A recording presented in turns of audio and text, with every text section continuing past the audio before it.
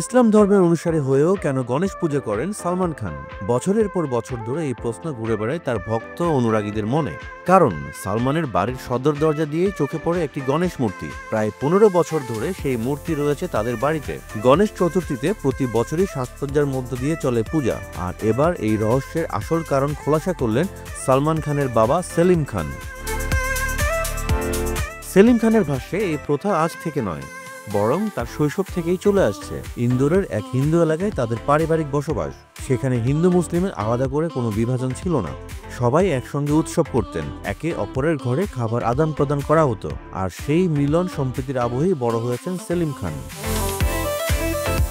এ বিষয়ে সেলিম খান আরও বলেন, আমি ছোটবেলা থেকেই হিন্দু বন্ধুদের সঙ্গে মিশে বড় হয়েছি।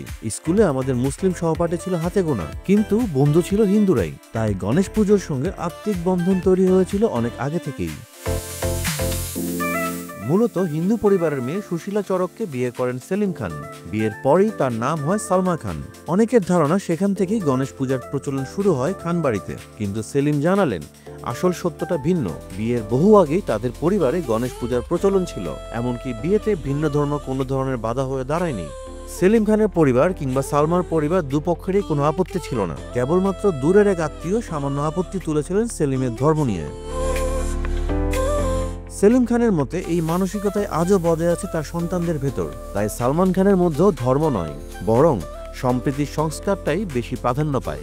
গণেশ পূজা হোক কিংবা ঈদ, সব উৎসবই খান পরিবারে পালিত হয় সমান উৎসাহ নিয়ে। ঠিক এই কারণেই ভিন্ন ধর্মের হয়েও গণেশ পুজো করেন সালমান খান। এটা কেবল বিশ্বাসের বিষয় নয়, বরং পারিবারিক ঐতিহ্য এবং সামাজিক সম্প্রীতির প্রতীকও বটে। বিনোদন জগতে সব খবরের জন্য সাবস্ক্রাইব করুন বাংলা ফ্লো ইউটিউব চ্যানেল। একই সঙ্গে যুক্ত থাকুন বাংলা ফ্লোর ফেসবুক, ইনস্টাগ্রাম ও টিকটকেও।